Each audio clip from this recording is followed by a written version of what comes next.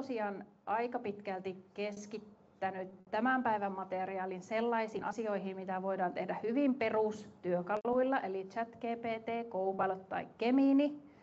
Eli tänään mä nyt tässä alussa näytän tosiaan niitä esimerkkejä, että mitä kaikkea voitaisiin tehdä. Ja mulla on suurin osa on sillä tavalla, että mä oon taltioinut oman tietokoneen ruutua ja näytän siinä reaaliaikaisesti, mitä tehdään. Että se on ihan hyvä tapa, että näet konkreettisesti, miten se asia tehdään. Mutta sitten mulla on tuolla myös pitkä lista asioista, mitä tekoälyllä voitaisiin tehdä. Niin jos te siitä listasta esimerkiksi löydätte semmoisia kiinnostavia juttuja, niin pistäkää korvan taakse ja sitten iltapäivän puolella, kun testataan, niin kysykää niistä, että hei, tätä mäkin haluaisin testata. Se kuulosti kiinnostavalta. Mä käyn läpi tämmöiset perustyökalut, millä pärjää oikein hyvin. Eli Willy-weikkausta. Tehdäänpä näin, että kuinka monella on vaikka ChatGPT käytössä, niin käsi ylös. Aivan. No kuinka monella on Copilot käytössä, niin käsi ylös. Yrittäjistä 1 taitaa viitata. Näin. Hyvin tyypillistä on, eli julkishallinnossa ja oppilaitoksissa ja kaupungeissa, kunnissa käytetään tosi paljon Copilotia ja sitten yrityspuolella käytetään enimmäkseen ChatGPT:tä. Tämä on hyvin tavallinen jakauma. Onko jollakin Gemini käytössä? Googlen Gemini. Tässä 1 viittaa ja sitten tämmöistä paripuolikasta kättä takarivissä. Joo. Ja eipä siinäkään vielä kaikki. Nämä ei todellakaan ole ainoita edelleenkään, mutta se on vähän juuri se, että jos teillä on joku hyvä, mihin olette mieltyneet, niin jatkakaa sen kanssa. Se on oikeastaan ihan hyvä ohje. Mä näytän muitakin tämmöisiä yleishyödyllisiä, mutta tämmöinen oma päätyökalu on aina ihan hyvä olla olemassa joku. Ja jos et ole koskaan käyttänyt vielä yhtään mitään, niin ei hätää, kyllä sillekin löytyy, joku hyvä löytyy sinullekin. Mutta tuossa on tuo viimeinen on promptaus, ja se on oikeastaan se kaikista tärkein juttu, eli jos osaat promptata hyvin, niin sitten se on ihan sama, mitä työkalua sinä käytät. Sä joka tapauksessa pystyt promptaamalla ohjaamaan kaikkia tekoälyjä. Ja promptaamisesta on tehty jotenkin ehkä kuulostaa monimutkaisemmalta kuin onkaan. Käytännössä se on sitä, että ajattele vaikka näin, että se tekoäly olisi sun työkaveri, jolle juttelet. Sä kerrot sille, että mitä sä haluat tehdä, niin se on ehkä se paras ohje promptaamiseen. Ja ihan omalla äidinkielellä promptaaminen on aina se paras ratkaisu. Eli jos puhut suomea äidinkielellä, niin suomeksi promptataan. Sitten on eri asia, kun lähdetään visuaalisiin työkaluihin, niin visuaalisissa työkaluissa yleensä ottaen parasta jälkeä saatte ehkä englannilla aikaan, mutta sielläkin puolella toimii oikein hyvin, että jos sä tiedät suomeksi mitä haluat tehdä, niin sinähän voit sen suomenkielisen promptin kääntää tekoälyllä englanniksi ja sitten promptata visuaaliseen työkaluun englanniksi. Että ei hätää, jos ei kieli taivu. No, minun ensimmäinen esimerkkini on tässä oikeastaan tämmöinen, että tämä työkalu, missä olen nyt sisällä, on nimeltänsä Midjourney, näkyy tuolla vasemmassa yläkulmassa. Niin Midjourney on semmoinen työkalu, mitä mä en tänään käy erikseen läpi, vaan se on hyvin samankaltainen kuin moni muu kuvatyökalu. Mutta Midjourney on oikeastaan sitten semmoinen, että kun minä tosiaan tulen markkinointitoimistosta, niin meillä yli puolet henkilöstöstä tekee visuaalisia sisältöjä. Niin meillä ammattilaispuolella Midjourney on sellainen työkalu, että kun me halutaan ammattimaista jälkeä tehdä, niin meillä on Midjourney käytössä.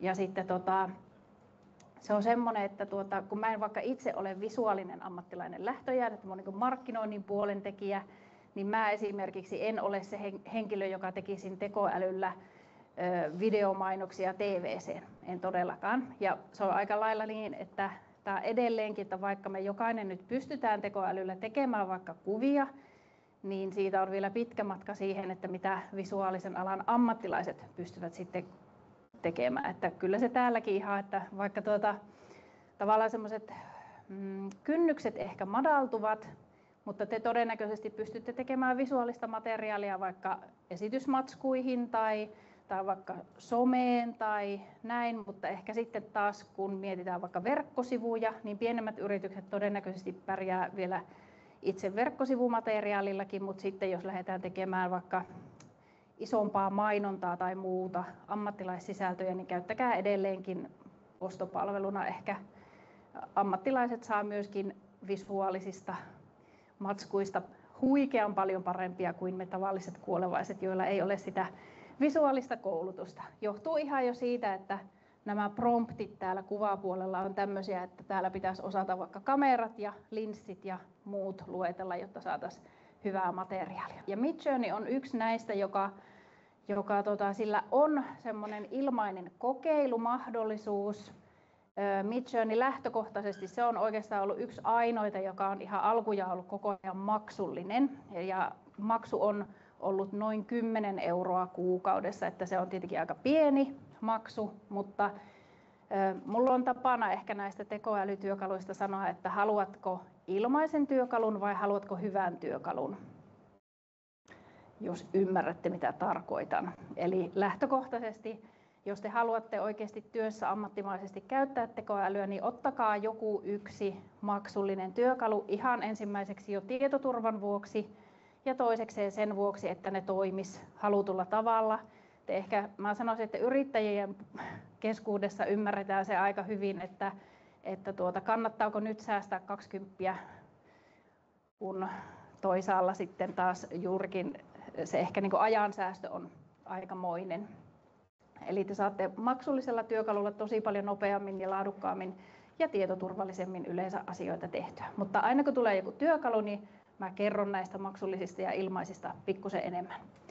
No niin, tässä oli nyt tämmöinen keissi tämän Midjourneyn kanssa, että minä olin tekemässä eräälle vesiyhtiölle kuvamateriaalia, tai siis olin tekemässä koulutusta ja mä tarvitsin sinne semmoisen rantakuvan. Ja mulla nyt ei ollut rantakuvia tuolla olemassa, joten mä halusin semmoisen merenrantakuvan, jossa olisi vaikka lähikuvia kivistä ja hiekkaa ja semmoinen lainehtiva vesi. Niin mä tuolla Midjourneyllä ensin tein niin, että minä kerroin ChatGPT:lle, että mä haluan tehdä tällaisen rantakuvan, jossa on lähikuvia kivistä ja siellä meri lainehtii. Ja käännättämään minun promptini englanniksi ja sain sieltä tällaisen englanninkielisen promptin kuin irregular wet beach stones water glistening on rough angular surfaces ja niin edespäin. Eli sain käännettyä sen minun promptini. En olisi tätä promptia osannut siis englanniksi itse tehdä. Mutta käytännössä miten tämä Midjourney lähtee nyt sitä tekemään, niin nyt kun minä tein tuon promptin tuonne yläriville, niin se lähtee nyt, mä oon tehnyt siis aikaisemmin tänne vähän eri versioita, niin nyt se lähtee tekemään näitä kuvia. Se tekee minulle aina 4 kuvaesimerkkiä ja tuossa me nähdään, kun kuva muodostuu. Ja mä teen tosi paljon kuvamateriaalia, vaikken olekaan visuaalisen alan ammattilainen, mutta kun mä tarvin näihin aika hyviä, niistä tuli ihan kivan näköisiä. No, mutta nyt minä haluan saada sen kuvan liikkumaan, niin mä animoin tämän kuvan saman tien siellä Midjourney-työkalussa. Eli sillä samalla työkalulla mä nyt haluankin, että tästä tulee kuvan sijaan video. Niin kohtapa se on meillä valmis. Nyt se on, kato video. Jee! Siellä meri on ja tuo jopa vähän tommosen, niin kuin se olisi puhelimella kuvattu, että vähän kuvauskin oli epätasaista ja näin edespäin. Mutta siellä ruohot heiluu ja meri tyrskyää. Niin sanotaanko, että tämmöinen onnistuu nykyisin oikeastaan keltä vain teiltä. Ja jos te mihinkään tarvitsette kuvamateriaalia, niin tämä menee oikein hyvin tämmöiseen vaikka esitysmatskuihin, koulutusmatskuihin, kaikkeen tämmöiseen juurikin somemateriaaleihin. En tiedä mitä olette mieltä, kyllähän tuo nyt menisi varmaan verkkosivuillekin johonkin tämmöisen kuvituskuvaksi aika jees. Täällä tuli yleisökysymys, että jos haluaisi vaikka tuotteen sijoittaa johonkin tiettyyn maisemaan, niin minulla on itse asiassa tuossa ihan kohta on esimerkkejä juurikin siitä, että nykyisin vaikka verkkokaupat voivat hyödyntää tätä visuaalisia työkaluja sellaiseen, että ottaa oman tuotteen ja sijoittaa sen tiettyyn paikkaan. Ja näin niin kuin, kun meidänkin yritys tekee paljon videotuotantoa, on tehnyt jo 12 vuotta ja on tehnyt mainosmateriaalia, niin tähän tavallaan meillä nyt ne ammattilaiset, ne tekeekin paljon enemmän tietokoneella työtä, että ennen vanhaan, jos haluttiin vaikka kesäkuvaa, talvikuvaa, syyskuvaa, kevätkuvaa, niin sitä lähdettiin aina matkustettiin vaikka tuonne merenrannalle ottamaan tuommoinen kuva. Niin tähän niin kuin nopeuttaa ihan järkyttävästi ja sujuvoittaa sitä visuaalisen materiaalin tuotantoa kyllä. Mutta tosiaan niin verkkokaupat voivat tosi hyvin hyödyntää nimenomaan sitä, että sulla on tuotekuva, jonka sijoitat jonnekin tiettyyn eri paikkaan. Kyllä, siitä onkin tuossa kohta esimerkki. No sitten tässä on ihan meidän oma yksi asiakas ja siellä on ollut tämmöinen ammattilaisen ottamaa valokuvaa, jonka minä ihan omin pikkukätöisin laitoin sitten liikkumaan. Eli tuosta me laitettiin sitten bussi ajeleen. Ja minkälaisella promptilla minä tämän liikkuvan bussin tein, niin taisi olla jotakin sellaista, että make this photo move. Tai että make this bus drive tai jotakin tämmöistä. Että tosi hyvin nämä nykyisin toimivat nämä video- ja animointityökalut.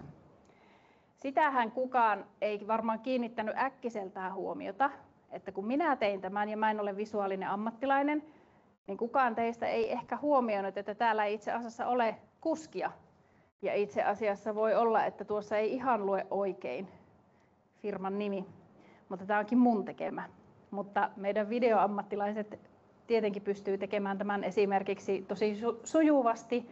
Ja tämäkin esimerkki on tehty ikään kuin, olisiko ehkä vuosi sitten, niin teidän kannattaa huomioida, että jos olette vaikka vuosi sitten kokeillut jotakin, niin hyvin todennäköisesti tänä päivänä se toimii jo aivan loistavasti. Tämä kehityskulku on aivan järkyttävän nopeaa.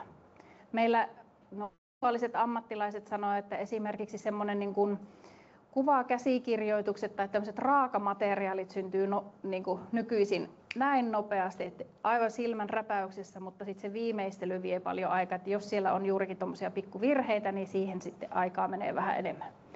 No sitten mä näytän esimerkin käännöstyöstä. No mä taas olen itse, mulla on kielitieteilijä tausta ja olen pätevä kielen kääntäjä ja huomaan, että ihmiset kun tekevät käännöksiä, niin ne ei ehkä ajattele, että joku käännös saattaa näyttää aivan hyvältä, että se niin päällisin puolin näyttää hyvältä, mutta se sitten kun semmoinen natiivi, eli joku oikeasti englanninkielinen tai ruotsinkielinen tai jonkun kielinen lukee sitä tekstiä, niin se kuulostaa käännöstekstiltä. Ja mulla on semmoinen prompti teille jaossa sitten, millä saatte oikeasti hyvän niin natiivitason käännöksiä tehtyä. Mutta sitten jos teillä on niin kuin monesti yrityksillä, jos tekin olette tässä vähän niin kuin kahden valtakunnan rajalla toimivia, niin te todennäköisesti tarvitsette paljon materiaalia myös kahdella kielellä. Ja hyvin todennäköisesti teidän pitäisi pystyä kääntämään kokonaisia tiedostoja. Niin semmoinen työkalu kuin DeepL, jonka tuossa sitten kun katsotaan kohta kaikkia työkaluja, niin se DeepL on sellainen, mitä teidän kannattaa hyödyntää silloin, jos te joudutte kääntämään paljon tiedostoja, kuten vaikka PowerPointteja, Exceleitä, PDF:iä, Word-tiedostoja ja niin edespäin. Se kääntää niitä kokonaisia tiedostoja, vaikka ne olisi kuinka isoja.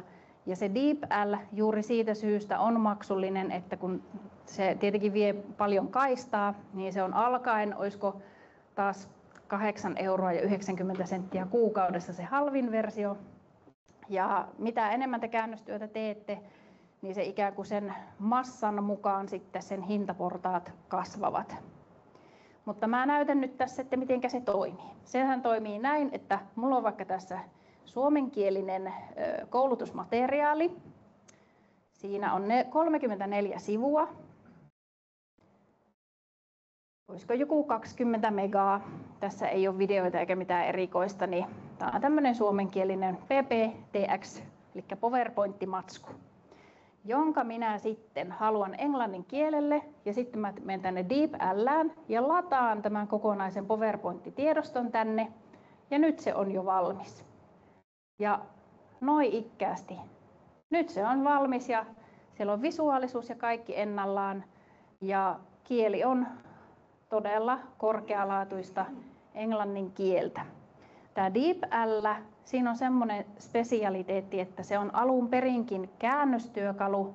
se ei ole siis alun perin tekoälytyökalu. Eli se on käännöstyökalu, jota käyttää ammattikääntäjät, johon on tullut nyt tekoälyä sitten mukaan. Eli se on niin päin.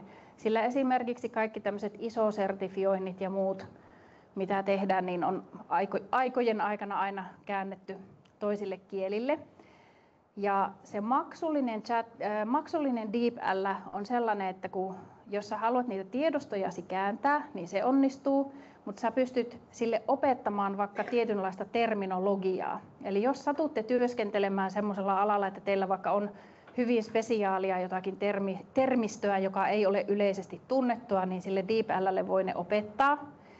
Tai jos teidän alalla on jotakin tiettyjä lyhenteitä, että teillä aina vaikka OMP tarkoittaa jotakin tiettyä tai DNA tarkoittaa jotakin tiettyä termiä, niin sillä voi opettaa kaikki ne termistöt. Ja sitten vielä mikä on mukava, niin tässä maksullisessa DeepL:ssä on semmoinen lisäosa. Eli nyt jos mä käytän vaikka Chromen selainta ja menen vaikka ranskankieliselle verkkosivulle, jonka mä haluan kääntää suomeksi, niin mä vaan klikkaan sitä selaimen lisäosaa DeepL:stä ja se kääntää sen mulle suomeksi sen sivuston. Eli mä pystyn ihan mitä vain verkkosivuja ikinä lueskelemaan, mistä päin maailmaa hyvänsä, ja se kääntää kaiken haluamalleni kielelle. Siellä on noin 35 kieltä valikossa. Myös mitä se tekee, niin se seuraa mua eri sovellutuksiin. Eli jos minä haluaisin mennä vaikka LinkedIniin ja kommentoida jotakin enkunkielistä julkaisua ammattitaitoisesti, niin mä pystyn napin painalluksella sen siellä LinkedInissäkin kääntämään haluamalleni kielelle, mikä on tietenkin mahtavaa, että kyllä mä nyt sitä englantia osaan, mutta että jos mä jotakin taas tietynlaista termistöä haluan, niin se on ihan mahtavaa, että mä saan sen tosi nopeasti käännettyä sillä napin painalluksella. Eli tuo DeepL ehdottomasti silloin, jos te teette paljon monikielistä työtä, niin se sopii kyllä teille. Me esimerkiksi kaikki kun meillä tulee paljon sellainen, että pitää olla vaikka tarjous 2 kielellä, eli suomeksi ja englanniksi tai suomeksi ja ruotsiksi, niin tuo on se väline, millä se tehdään. Ja se on saksalainen työkalu, joten siellä on kyllä siihen tietoturvaan panostettu, kuulkaa. Saksalaiset ovat aika tarkkoja siitä, ja heillä on tällainen lupaus, että kaikki materiaali, mitä sinne syötetään, tuhoutuu saman tien, kun se on sitten se käännös tehty. Eli he eivät hilloa sitä matskua yhtään missään. Ja se on ihan mukava uutinen ehkä sellaisilla aloilla, jotka, vaikka juuri, että jos teette isoja vaikka tarjousdokumentteja, niin te ette välttämättä halua, että ne mihinkään ylimääräisille leviävät, niin DeepL on kyllä siinä mielessä turvallinen väline. Itse tykkään just DeepL:stä, koska se on niin virheetöntä, se on niin upeaa kieltä, että ilokseen lukee. Moni on aina skeptinen, että no mitenhän se, että onko se nyt oikeastaan kovin hyvää ja luotettavaa, että onko se hyvää tekstiä, niin se on aina aika vaikuttava, että mä menen vaikka sanotaan jollekin englanninkieliselle uutissivustolle ja mä käännämme sen siinä reaaliaikaisesti suomeksi. Että jos se suomen kieltä pystyy sillä tasolla kääntämään, niin melkein kyllä voisin luvata, että mikä tahansa kieli kääntyy kyllä. Suomi on siis tosi vaikea kieli kääntää. No niin, sitten yksi tällainen vähän hifistelyesimerkki, mutta haluaisin kertoa, että puhutaan aika paljon nyt tekoälyn kanssa myös sellaisesta kuin Vibe-koodaus. Kaikki ei varmaan ole koskaan kuullutkaan, mutta mä haluan nyt näyttää, että tämmöinen humanistitaustainen ihminenkin osaa nykyisin koodata. Ja tämä ei ole siis semmoinen, että mä nyt suosittelisin kaikille, että alkakaapa Vibe-koodaamaan kaikenlaisia mahtavia juttuja, vaan tämä ehkä siihen, että jos te itse tarvitsette jonkun tietynlaisen työkalun. Mä oon esimerkiksi Vibe-koodannut koulutusten hintalaskurin, jonka ajattelin tässä laittaa kohta nettisivuille. Eli ihminen pystyy tulemaan meidän koulutussivulle ja laittamaan, että tämmöistä ja tuommoista koulutusta halutaan, ja sitten se laskee automaattisesti sen hinnan sille henkilölle, joka sen hinnan haluaa tietää. Eli ikään kuin tämmöiset hintalaskurit on ok tehdä Vibe-koodauksella, ja mä oon tarvinnut koulutuksissa aika paljon erilaisia työkaluja. Tässä mä näytän kohta, kun laitan videon päälle, että mä oon tehnyt tämmöisen niin sanotun äänensävytyökalun. Eli koulutan myös aika paljon viestintää. Ja siellä varsinkin juurikin tämän tekoälyn yhteydessä, niin ehkäpä tunnistatte sen haasteen, että jos olette yrittäneet luoda tekstiä, niin sitten se kuulostaa semmoiselta amerikkalaishötöltä tai semmoiselta aika geneeriseltä läpätykseltä se tekoälyn tuottama teksti. Niin monesti se haaste on siellä, että me emme ole osanneet määritellä, että minkä kuuloista sen pitäisi olla sen tekstin. Niin mä oon tehnyt tämmöisen työkalun, jolla on hyvin helppo sitten klikkailla, että no mä haluaisin, että meidän brändi kuulostaisi tältä ja tältä ja tolta. Niin mäpä näytän, miten minä olen sen tehnyt. Mä oon tähän käyttänyt sellaista työkalua kuin Claude. Ja Claude C-llä kirjoitettuna, niin se on yksi näistä tämmöisistä perustyökaluista, johon mä sanoisin, että kuuluu ChatGPT, Copilot, Gemini ja Claude on 4. Mutta Claudea käytetään jotenkin aivan yllättävän vähän. Mä en oikein koskaan, se ei ole niin kuin meillä Suomessa mitenkään isosti mennyt läpi. Claude on ihan älyttömän hyvä. Mä itse tykkään siitä tosi paljon. Ja se on hyvin tämmöinen ihmismäinen, eli se on hyvin inhimillinen kaikessa viestinnässään. Ja jos teillä vaikka vielä ei ole mitään omaa lempityökalua, niin kokeilkaa ihan ihmeessä tuota Claudeakin. Se on tosi mukava. Kirjoitetaan tosiaan C-llä. Ja Claude on erityisen hyvä juuri tämmöisissä, että jos halutaan tehdä tämmöisiä työkaluja. Ja miten se toimii? Niin mä oon kertonut Claudella, että no mulla on semmoinen unelma, että haluaisin tehdä semmoisen tone of voice eli äänensävyn määrittelyn työkalun, joka voisi olla tämmöinen valikko, jossa on tämmöinen slideri, että asteikolla tästä ja tästä, niin minkälainen meidän äänensävy voisi olla. Auta minua luomaan äänensävyn määrittelytyökalu, en osaa itse koodata. Ja työkalun tulee sisältää seuraavat toiminnallisuudet, eli liukusäätimet 6 äänensävyn ulottuvuudelle ja sitten mulla oli aika paljon muitakin tämmöisiä speksejä, mitä minä halusin sen työkalun tekevän. Niin näinhän se homma toimii. Mä sanoin, että työkalun pitää sisältää seuraavat toiminnallisuudet ja sitten siellä pitäisi olla 2 tämmöistä adjektiivipilveä ja sitten siellä pitäisi olla äänensävy-yhteenveto ja sitten siellä lopussa tämmöinen tekoälyprompti, joka generoidaan automaattisesti sinne loppuun. Ja sitten mä laitoin, että no niin, alappa tekemään. Niin sitten se alkaa tuossa tuollain maagisesti koodia tekemään. En tiedä yhtään mitä tapahtuu, mutta lopputulos on hieno. Publish. Nyt mä julkaisen tämän hienon työkalun, katsotaan miltä se näyttää. Niin se on tämmönen. Siinä sliderit on ja voin määritellä, että meidän brändi on tämmönen ja tämmönen. Meidän brändi ei ole tämmönen ja tämmönen. Ja sitten mä saan tuon äänensävy yhteenvedon ja lopuksi tuolla vielä saan tuommoisen copy-paste promptin, jonka voin vaikka sitten ChatGPT:hen laittaa, että tällä äänensävyllä haluan sen meidän tekstin toimivan. Eli tämmöinen oli se lopputulos. Niin tätä työkalua mä esimerkiksi käytän melkein aina pidemmissä tekoälykoulutuksissa, kun me lähdetään yleisön kanssa miettimään, että minkä kuulosta tekstiä me haluttaisiin luoda. Niin tässä ehkä se huono puoli on just se, että jos sinulla ei ole koodaritaustaa, etkä tiedä yhtään mitä se tekee, niin tämä on juuri se, että sellaiset oikeat koodarit tuomitsevat Vibe-koodauksen just sen takia, että no mitä ihmettä, että ihmiset tekevät nykyisin verkkosivustojakin tällä menetelmällä, että no mitenkä niitä voi sitten jälkikäteen ylläpitää ja niin edespäin, mutta mä sanoisin, että meille jotka emme osaa koodata, niin tämä on tosi hyvä tapa. Esimerkiksi mä voisin nyt näyttää oikealle koodarille, että mä haluan tämmöisen, että voitko tehdä mulle tämmöisen. Tai sitten, että mä voin oikeasti käyttää tätä joka ikinen kerta, kun mä oon kouluttamassa. Tämä on aivan riittävän hyvä siihen. Mutta en mä tosiaan meille omia nettisivuja tällä lähtisi nyt tekemään, mutta tämä sopii tosi moneen muuhun. Hoksaatteko itse, että mitä teillä voisi olla semmoisia paikkoja?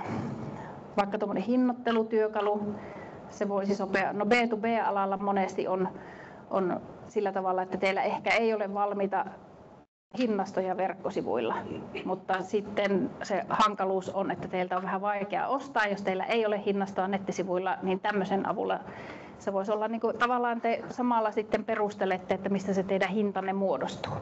No sitten Tällä Copilotillahan on ilmaisversio, niin kuin ChatGPT:lläkin on, ja sitten niillä on maksullinen versio. Ja se maksullinen versio on sellainen, joka ikään kuin rakentuu kaiken teidän tämmöisen Microsoft-työympäristön päälle. Niin mä sanoisin, että jos teillä on vaikka Microsoft Outlook tai Microsoft Teams käytössä, niin tässä on aika paljon hyviä puolia ikään kuin tällainen johtoportaan näkökulmasta tässä Copilotissakin.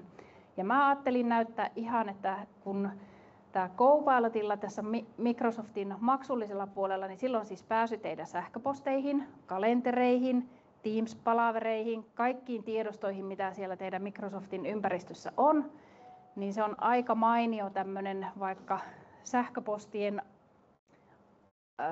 sähköpostivastauksiin, ja tehän pystytte kaikki Teams-palaverit tallentamaan, ja niistä syntyy tekoälymuistiinpanot ja myöskin sellaiset transkriptiot, eli ihan tekstimuotoiset tallenteet teidän palavereista. Ja nyt kun sillä on kaikki se tieto, niin nyt se on juurikin semmoinen, joka pystyy auttamaan vaikka ihan oikeasti liiketoimintastrategioissa ja vähän tämmöisen ylätason ohjauksessa. Mä nyt näytän tämän esimerkin, tämä on 2 minuutin video, niin sehän toimii siis sillä tavalla, että mä oon nyt antanut tälle promptin, että sulla on nyt pääsy Kuulu Oyn, eli meidän firman palaveritranskripteihin, Teams-keskusteluihin, raportteihin ja tiedostoihin aikavälillä elokuusta syyskuun loppuun. Tarkastele aineistoa johtoryhmän, liiketoiminta-alueesta vastaavan tai tiimin näkökulmasta. Ja anna nyt 3 kohdan tämmöinen pika-analyysi siitä, että missä me ollaan menossa ja mitä seuraavaksi pitäisi tehdä. Niin sillä nyt oikeasti menee semmoinen 2-3 minuuttia, koska tämä on aika syvällinen analyysi. Ja se siis analysoi ihan kaikkea sitä meidän yrityksen omaa dataa. Ja sitten se antaa mulle sen pika-analyysin, että mitä tässä nyt pitäisi seuraavaksi lähteä tekemään. Se löytyi 1402 tiedosto-osumaa ja 27 kokousta tältä väliltä. Mä ihan tässä muuten stoppaan ihan huomiona jo sellainen, että miettikääpä sitä, että jos teillä olisi 1402 tiedostoa itsellä, mitä pitäisi lähteä analysoimaan, niin minkälainen homma olisi. Eli se on ehkä tässä tekoälyssä nyt se pointti, että eihän tuommoista tiedostomäärää mikään ihmissilmä pysty anyways analysoimaan. Eli siinä on tekoäly aivan äärettömän hyvä, että se löytää tavallaan valtavan isosta tietomassasta tämmöisiä trendejä, poikkeamia. Ja ehkä se, mitä mekin on tehty, että kun me on nyt 3 vuotta nämä kaikki sisäiset palaverit tallennettu, niin pystyy muuten aika hyvin seuraamaan vaikka sitä, että no mikä siellä yrityksessä oikein jumittaa, että miksi asiat vaikka ei etene. Eli se pystyy tekemään sellaista analyysiä, että aina kun meillä on jotakin palavereita, niin mitkä tietyt jutut siellä aina toistuu.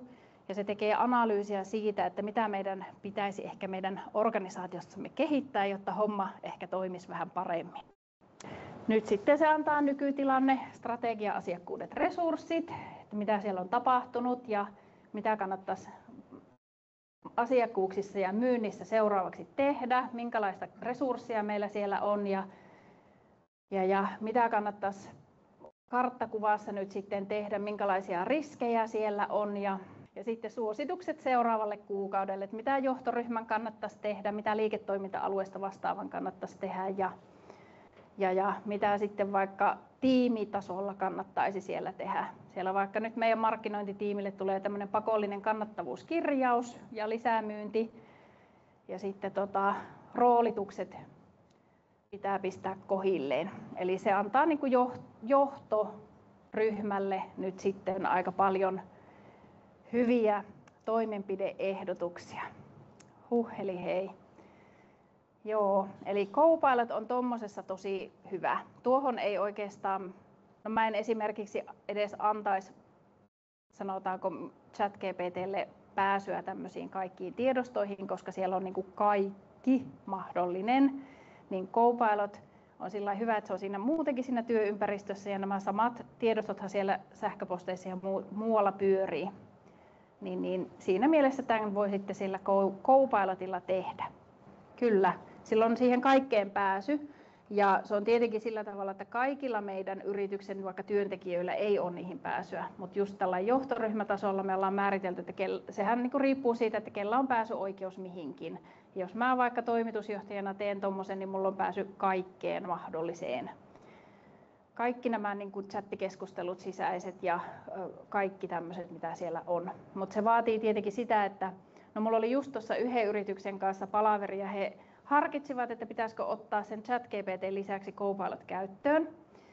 Ja mä kysyin, että no miten teillä on, niin kuin, missä teillä on kaikki tavara, missä teidän kaikki yrityksen data on, niin yksi käyttää Dropboxia ja yksi käyttää Google Sheetia ja 3 muuta käyttää OneDrivea ja yhdellä on kaikki tietokoneella, niin tämmöisessä yhteydessä ensimmäinen tehtävä on tietenkin, että no sovitaan yhteisesti, että mihin säilytetään kaikki, mihin laitetaan kaikki tavarat. Että jos yhdellä on Google Sheetissä, niin eihän se nyt sinne pääse tuo Microsoftin Copilot.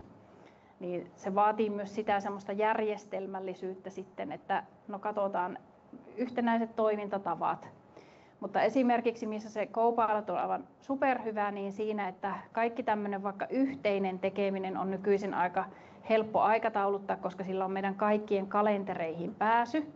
Ja me käytetään vaikka kalenterimerkinnöissä tietynlaista tämmöistä tagitystä, että jos joku on vaikka sisäinen, niin siellä on aina kalenterissa merkitty, että sisäinen. Tai jos joku on vaikka kiireellinen, niin me kalenterimerkintään kirjataan, että se on kiireellinen.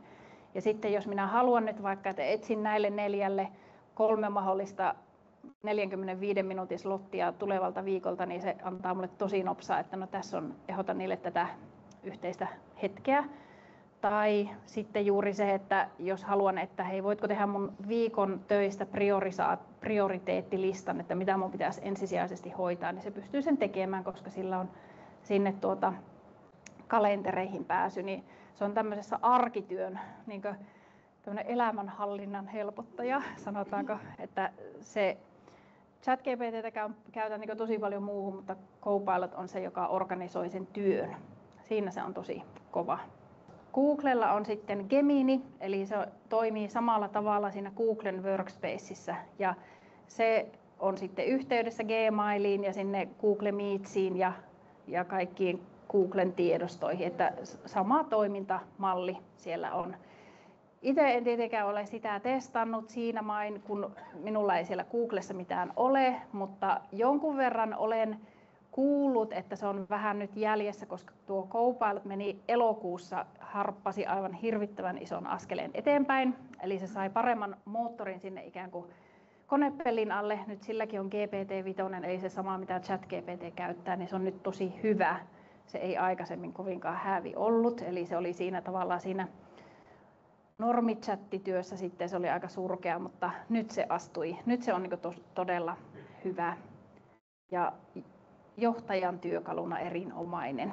Se esimerkiksi, kun täällä oli B2B-yrityksiäkin, niin jos te haluatte tehdä vaikka tämmöistä prospektointia, eli haluatte hakea uusia asiakkuuksia, niin te voitte antaa sille vaikka, että etsi tiettyjen toimialojen, tietyn kokoisten yritysten päättäjien yhteystietoja. Se hakee sulle nimet, puhelinnumerot, sähköpostiosoitteet, verkkosivut, kaikki.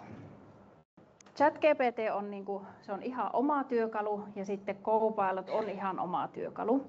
Ja niissä on vaan ikään kuin sama tämmöinen moottori siellä alla, eli GPT-5, millä ne nyt toimii kumpainenkin. Eli sulla on se Copilot, niin sä voit käyttää sitä Copilotin chattia samalla tavalla kuin käytät vaikka ChatGPTn chattia. Et se on niin hyvin samankaltainen, mutta se ero on siellä Copilotissa. Kun ollaan tässä Copilotissa, niin sä voit joko niin, että sä voit olla tällä työn puolella, jolloin se pääsee vaan niihin kaikkiin sisäisiin asioihin, tai sitten sä voit olla täällä verkon puolella, joka on se ikään kuin samanlainen kuin ChatGPT:ssä on se chattiruutu, niin se toimii siellä niin kuin verkossa sitten. Et siinä on semmoinen ero. ChatGPT:ssähän on vain yksi tämmöinen chatti olemassa, joka toimii niin kuin toimii. Periaatteessa, tai siis ihan käytännössäkin ChatGPT:hen voidaan yhdistää esimerkiksi oma OneDrive ja kaikki ne tiedostot. Siinä tulee sitten niin kyllä, meidän yritys on vaikka semmoinen, että meillä on tosi paljon asiakasdataa siellä, niin ihan tietoturvasyistä me pidetään ne ihan puhtaasti tuolla Copilotissa. ChatGPT, heillä on tämmöinen niin kuin enterprise-versio, johon uskaltaisin nuo asiat laittaa, mutta mä en edes maksulliseen ChatGPT viitti meidän asiakkaiden tietoja laittaa, että kyllä se sen verran kuitenkin on vastuullista sitten aina kun omista vaikka asiakkaista puhutaan. Täällä tekoälyn kanssa joutuu aina arvioitsemaan sitä tietoturvapuolta pikkusen enemmän kuin mitä on ehkä tottunutkaan. Eli tässä mulla oli nyt esimerkki sitten siitä Copilotista, että jos haluaa tehdä PowerPointteja Copilotilla, niin tämä Copilot toimii siis Wordissa ja PowerPointissa ja Excelissä ja muualla siellä sisällä. Eli tämä on niin kuin PowerPointti. Niin mä sanoin sille, että luo mulle esitys aurinko- ja tuulivoiman roolista tulevaisuuden sähköntuotannossa, ja se luo mulle 2 minuutissa esityksen. Luo dioja, ja sitten se luo minulle dioja. Tähän kokonaisuudessaan menee tyypillisesti 2 minuuttia. Niin aika monella teistä oli semmoinen, että te haluaisitte tietää, että miten esitysmateriaaleja luodaan, niin tämä Copilot on yksi mahdollinen, jos teillä on vaikka semmoinen, että te haluatte aina sen jollekin tietylle pohjalle ja näin poispäin. Ja tässä on tämmöinen raaka versio, eli tämmöisen se nyt sitten mulle 2 minuutissa lykkäsi. Katsotaanpa miltä se näyttää. Se laittaa sinne kaikki nämä animaatiot ja kaikki muutkin, niin siitä tulee tämmöinen ihan uskottava, kun en asiasta ihan asiantuntijatasolla tiedä, niin ihan uskottava esitys. Ehkä en itse vaikka näitä ihan kaikkia kuvia käyttäisi, että ei ole ihan semmoisia, niin kuin, no ihan ok, mutta no miksipä ei. Mutta että hyvin nopeita esityksiä, että jos te teette vaikka paljon tämmöistä, niin tässä on yksi mahdollisuus, millä voi tehdä. Ja vielä, tässä tulee nyt sitten se esimerkki, mistä sanoin, että jos haluatte niitä omia kuvia tai omia tämmöisiä tuotekuvia, niin nämä ei ole minun tekemiä, vaan meidän visuaalisten ammattilaisten. Eli tuossa on meidän logo laitettuna juomapurkkiin, ja me on käytännössä, tämä on siis mainoskuvastoa, millä ollaan vaikka omia webinaareja mainostettu. Mutta että sitä omaa logoa, omaa värimaailmaa pystyy aivan hyvin nykyisin hyödyntämään sekä videoissa että kuvamaailmassa. Niin jos teillä olisi tuotteita, joita haluatte sijoitella vaikka videoihinkin, niin se on nyt täysin mahdollista. Eipä ollut, kuulkaa, vuosi sitten. Joo.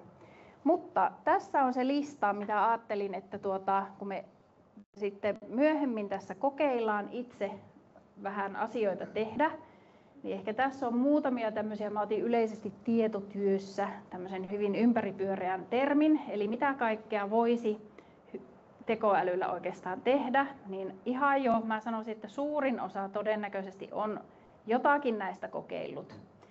Mutta vaikka ihan se, että jos te olette normaalisti tottuneet tekemään asioita tietyllä tavalla, niin yrittäjät on tyypillisesti aika yksinäisiä, ei ole hirveästi siellä sparrauskumppaneita, niin ottakaa tästä nyt vähintäänkin tuo oma ideointi- ja sparrauskaveri. Eli se, että jos sulla on edes jonkunlainen ajatus, mitä haluaisit toteuttaa tai tehdä, niin lähde sparraamaan sitä tekoälyn kanssa.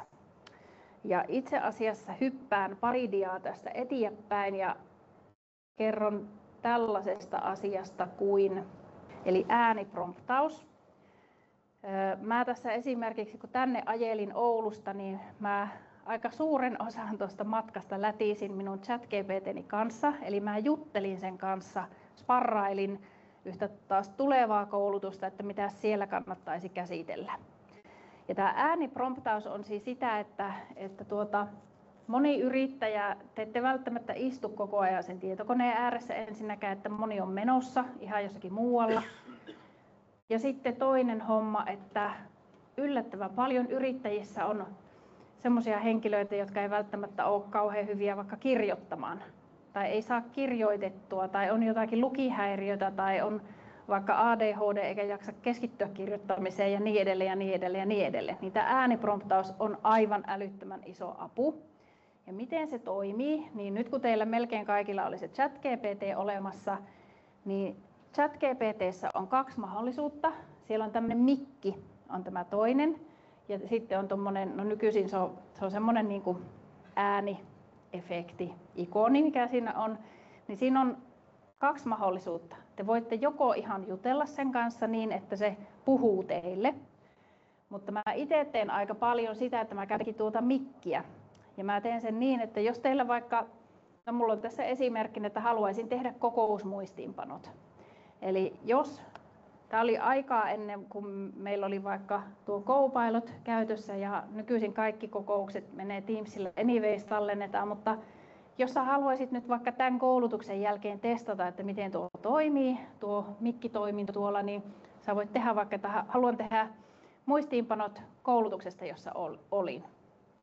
Ja sä voit puhua aivan siis ihan tämmöistä jokapäiväistä, arkipäiväistä kieltä, ja mäkin monesti selitän sinne vaikka 15 minuuttia, niin kyllä on kuulkaa aika polveilevaa se teksti. En todellakaan ole mitenkään erityisesti strukturoitu tai mitenkään niin kuin puhu kirjakieltä, että mulla on tässäkin esimerkissä, että mä oon lähtenyt, että haluaisin tehdä kokousmuistiinpanot, eli mä tapasin tämä henkilö ja hän kertoi, että heillä on 5-henkinen markkinointitiimi ja mä lähdin niin kuin läpättämään tätä minun kokoustani niin hyvin kuin sen vaan muistin.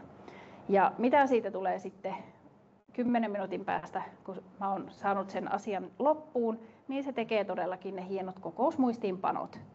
Eli se tietää, miltä näyttää kokousmuistiinpanot, niin se saa siitä aivan ihanan strukturoidun näköisen aikaiseksi.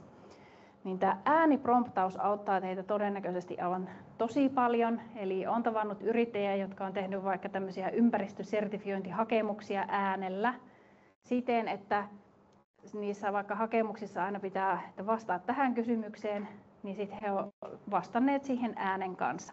Ja se on tosi nopeaa. Ja itse asiassa mä väitän, että te saatte aina parempia vastauksia, kun teette äänen kanssa, koska te jaksatte kertoa sille tarpeeksi kontekstia siitä aihepiiristä.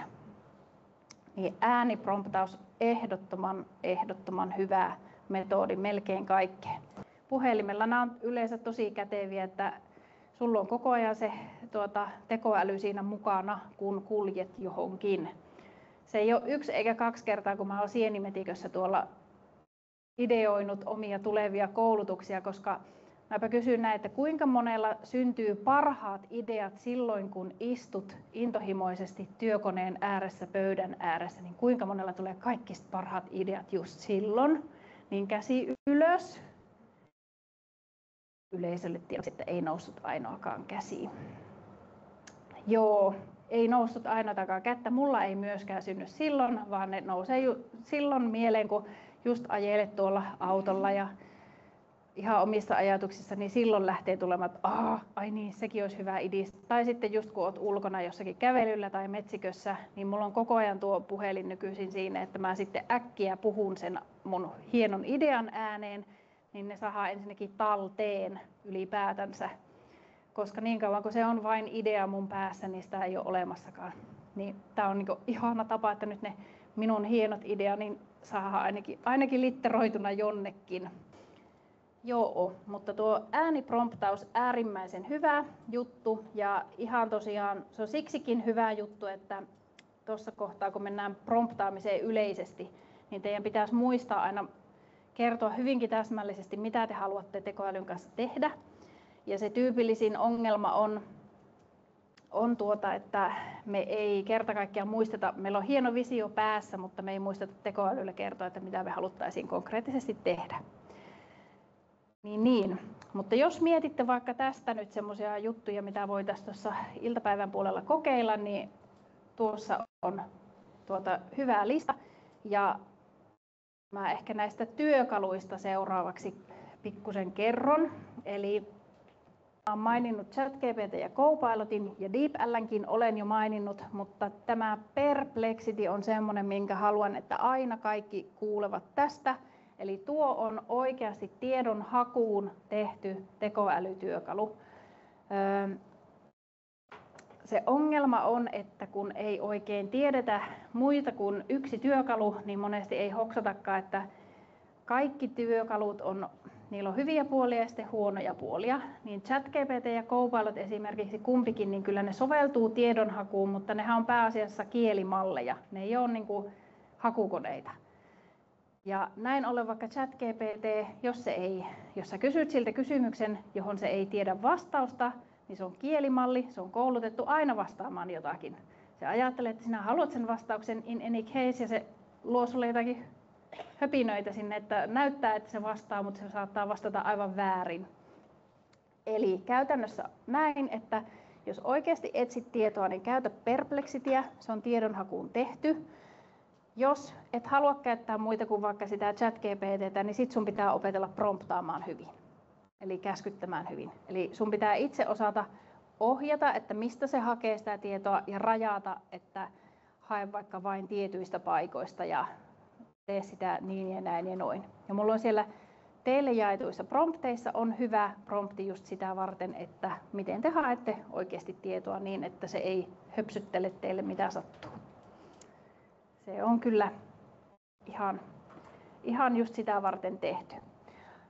Alarivillä täällä ihan oikeassa laidassa, jos te olette kehittelemässä uusia bisneksiä tai jos haluatte kokeilla ihan muuten vaan, niin tämä Venturus AI on tehty nimenomaan liiketoiminnan analysointiin ja uusien bisnesideoiden analysointiin. Eli tämä on aika mahtava ja te todennäköisesti pystytte pari analyysiä ihan ilmaiseksi tekemään. Jos haluatte, niin voitte analysoida vaikka oman yrityksenne. Sinne ei käytännössä tarvitse laittaa muuta kuin omaa verkkosivuosoite ja se tekee semmoisen analyysin teidän yrityksestänne ihan sen verkkosivuston perusteella. Jos teillä on uusia palveluita mielessä, uusia bisnesideoita mielessä, niin kokeilkaa vähän sitäkin sparrailla. Se on siis just sitä varten tehty työkalu. No kaikki muut on erilaisia vähän tämmöisiä visualisointityökaluja ja Canva lienee monelle tuttu. Onko täällä Canvan käyttäjiä? No yllättävän vähän, mutta on kuitenkin. Ja Canva on siis semmoinen, se on tosi pitkään ollut olemassa työkalu. Se ei ole kans mikään tekoälytyökalu, mutta sillä voidaan tehdä valtavan paljon erilaisia visuaalisia sisältöjä ja sinne on tullut tekoälyä sinne sisälle. Mutta tuo Gamma on semmoinen, mikä voisi olla teille kiinnostava, eli se on käytännössä se pyöräyttää teille esitysmatskut näin nopeasti, kunhan lisäätte sinne esimerkiksi vain URL-osoitteen tai annatte sinne pikkusen tekstiä. Tuo Gamma. Eli tähän tekoälyn tiedonhakuun mä 2 asiaa sanon. Eli se, että jos te olette törmännyt aikaisemmin tuohon, että tekoäly tuottaa vain geneeristä tekstiä, moni oli kokeillut tekstin tuotantoa, niin kuinka moni on huomannut, että se teksti, mitä tekoäly tuottaa, on vähän semmoista, no oletteko olleet aina tosi tyytyväisiä siihen tekstin laatuun? Ei. Joo. Niin siihen on olemassa muutama kikkakolmonen ja niitä katsotaan sitten, kun lähdetään promptaamista testaamaan. Siihen on olemassa pelastus. Teidän ei tarvitse tyytyä siihen tekoälytekstiin, mutta sitten tuo tekoälyllä tehtyyn tiedonhakuun ei voi luottaa, niin se on semmoinen, mitä valitetaan tosi usein, niin kyllä onnistuu, siihenkin löytyy keinot.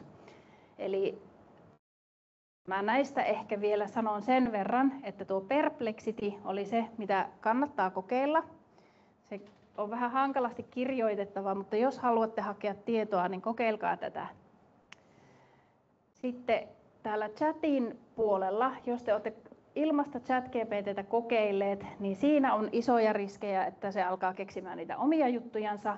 Niin katsotaan sitten nyt oikeasti se tiedonhakuprompti teille kuntoon ja käyttäkää jatkossa vaikka sitä, että te osaatte oikeasti etsiä relevantilla tavalla sitä tietoa. Ja mä vaan näytän nyt siis, että miksi tämä on vähän vaikea asia nykyisin tämä tiedonhaku. Tuolta ihan Googlen puoleltakin, että kun nykyään Googlestakin haetaan tietoa, niin sehän nykyisin aina tekee lähtökohtaisesti tämän AI-yhteenvedon.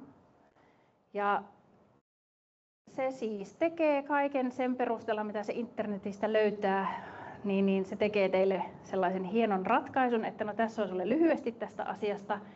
Mutta kun tässä on vähän nyt hankalaa semmoinen, että kun se tekee itse noita AI-yhteenvetoja kaiken netin perusteella, niin esimerkiksi kun haet Someron asukaslukua, niin nyt siellä onkin tämmöinen mahtava uutinen, että vuonna 2026 Someron ja Salon kuntaliitos astuu voimaan ja niistä muodostuu uusi Salmero-niminen kaupunki. Niin mä nyt kerron vähän ja spoilaan, että tuo ei pidä paikkansa, vaan Somero ja Salo teki viime aprillipäivänä semmoisen hienon aprillipilan, jonka ne laittoi Facebookiin. Siis niin kuin tehdään aina aprillipäivänä. Niin, mutta kun Googlekin hakee ympäri nettiä, niin eihän se voi tietää, että se on tehty aprillipäivän pilana, vaan se ottaa sen todesta. Se, mikä on internetissä, on Googlen mielestä totta. Niin tässä on niin kuin joka tapauksessa nyt tähän tiedonhakuun liittyy nykyisin vähän riskejä, koska Google käyttää tuota AI:ta jatkuvasti.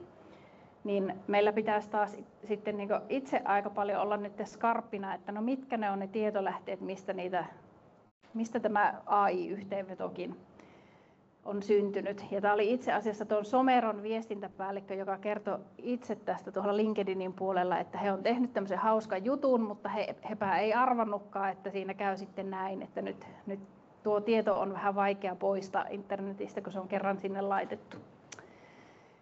Mutta että tiedonhaku ei ole ehkä Googlellakaan enää kauhean helppoa, että ei oikein teidän pitää itse olla tosi skarppina, että mihinkä tietoon sitten luottaa ja mihinkä ei.